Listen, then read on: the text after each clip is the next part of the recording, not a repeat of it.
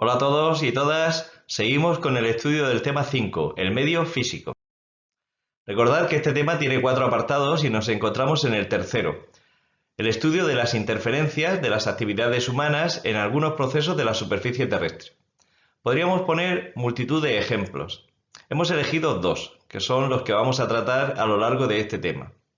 En un primer caso vamos a estudiar actuaciones humanas en el litoral. También podríamos poner multitud de ejemplos. Vamos a ver algunas que están relacionadas con la deriva litoral. En un segundo ejemplo vamos a tratar sobre actuaciones humanas en los cursos de ríos, de ramblas o de torrentes. Seguimos.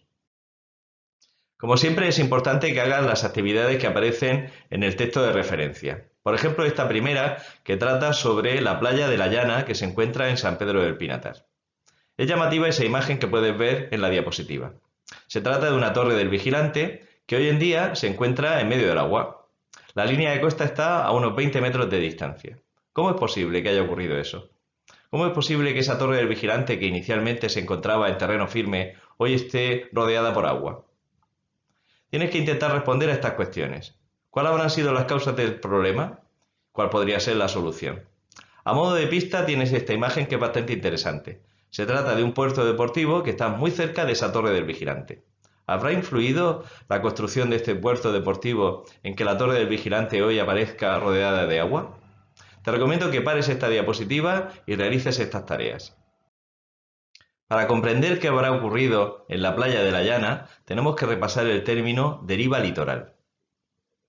Fíjate en los textos y en los dibujos de las siguientes diapositivas. Por ejemplo, en este dibujo podemos encontrar una zona litoral. Podemos ver un acantilado y también vemos una playa.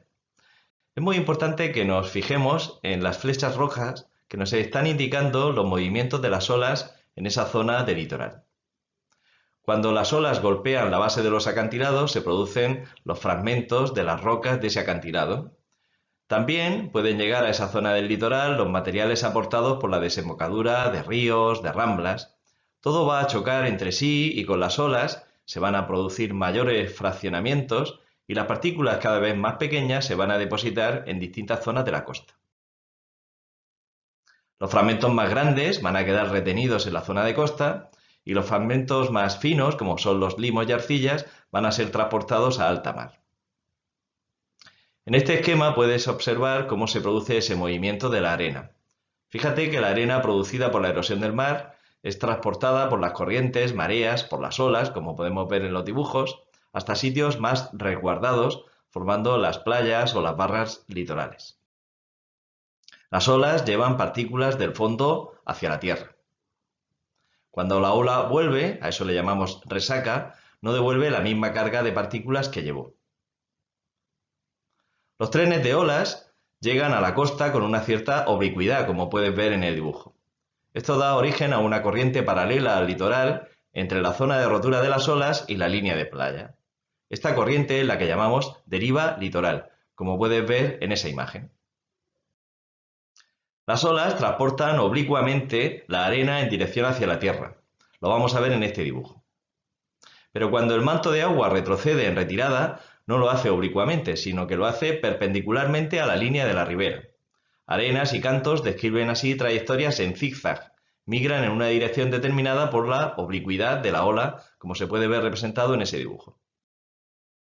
Para comprender bien la deriva litoral, te recomiendo que hagas el dibujo que viene en la actividad número 2 en el texto de referencia.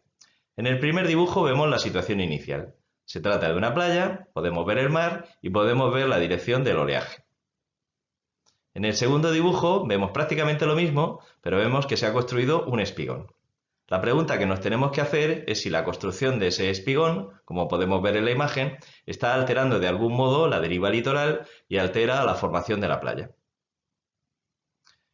En la imagen que tenemos a continuación podemos ver una situación real. Podemos ver la playa en una zona costera y podemos ver un gran espigón que se está utilizando como un puerto deportivo. En esta imagen tenemos una explicación sobre lo que está ocurriendo en todas estas actividades. Fíjate bien para la imagen lo que necesites e intenta comprender cómo la construcción de ese espigón está alterando la deriva litoral. Si vemos los dibujos con detalle, podremos ver que al construirse el espigón, al disminuir ese espigón la velocidad de la corriente, la arena se va acumulando en la parte anterior del espigón, originando en ese sitio una línea de costa curvada, como puedes ver en la imagen. Sin embargo, en la zona posterior al espigón, la playa desaparece, debido precisamente a la eliminación del suministro normal de arena en esa zona. Ahora el agua no transporta materiales, a esa masa de agua le queda energía suficiente como para erosionar y transportar lo que se encuentra. Por eso se produce una degradación tan notable de la zona de playa. Es decir, delante del espigón tenemos unas consecuencias, formándose una nueva playa mucho más curvada, y en la parte posterior al espigón nos encontramos que la playa desaparece. También en la actividad 2 tienes estas fotografías y tienes que intentar ver qué ha ocurrido aquí. Fíjate en la primera. La pregunta que nos hacen es que dibujemos el frente de las olas y también dibujemos la dirección de la deriva litoral. Comprueba si has acertado. En la segunda fotografía tenemos una zona costera con la construcción en un espigón de un puerto deportivo y nos están preguntando cómo sería la línea de la playa si no estuviera ese espigón. Esta podría ser una solución. Comprueba que has intentado resolver estas tareas y has conseguido unas respuestas similares a las que estamos viendo. Con respecto a la primera de las actividades, la de la playa de la Llana, tendríamos que recordar que en ese sitio se está produciendo por una parte una falta de aporte de materiales procedente de la desembocadura del río Segura, hay una retirada constante de arena para la creación de playas artificiales, se produce lentamente una ligera subida del nivel del mar y sobre todo, como el aspecto más importante que está explicando lo que ocurre con esa torre del vigilante, la construcción del puerto deportivo de San Pedro del Pinatar. Un segundo ejemplo que queremos abordar para estudiar las interferencias humanas en los paisajes es el que ocurre con cierta frecuencia de ocupación de los cauces de ríos, de ramblas o de torrentes. Tenemos el caso dramático de la tragedia de Biescas. Ocurrió en el año 1996 y como consecuencia de esta tragedia murieron entonces 87 personas y cerca de 200 resultaron heridas. Un camping que se encontraba situado en el cono de deyección de un torrente fue arrasado precisamente por unas fuertes lluvias. Vamos a ver lo que ocurrió. Primero recordemos lo que es un torrente y los tramos que tiene. Como puedes ver en la imagen, los torrentes, que en las zonas áridas por cierto le damos el nombre de ramblas, son cursos de agua no permanentes que circulan por un cauce fijo. A lo largo de su cauce podemos encontrar los siguientes tres tramos. La zona superior es la que llamamos cuenca de recepción, es la zona alta de un torrente. Normalmente tienen forma de embudo y recogen todas las aguas salvajes que vienen de la zona de alta montaña. Tienen una fuerte pendiente. En esta zona se produce una intensa erosión. El segundo tramo es el que llamamos canal de desagüe. Es un canal estrecho de gran pendiente por el que circula el agua a gran velocidad. En este tramo sobre todo predomina el transporte de materiales. Y finalmente, en la zona baja de la montaña, encontramos lo que llamamos el cono de deyección, sería la desembocadura de ese torrente.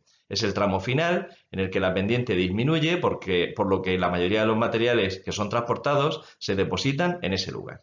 Estos son los tres tramos habituales que podemos encontrar en un torrente. En este dibujo tenemos una representación de lo que ocurrió hora a hora a lo largo de ese día de la tragedia de Biescas y cómo el aumento de unas lluvias muy importantes concentradas en muy pocas horas produjeron el arrase de un camping que estaba situado inadecuadamente en la zona de desembocadura de ese torrente, es lo que llamamos el cono de deyección. En esta imagen podemos ver ese torrente en Biescas.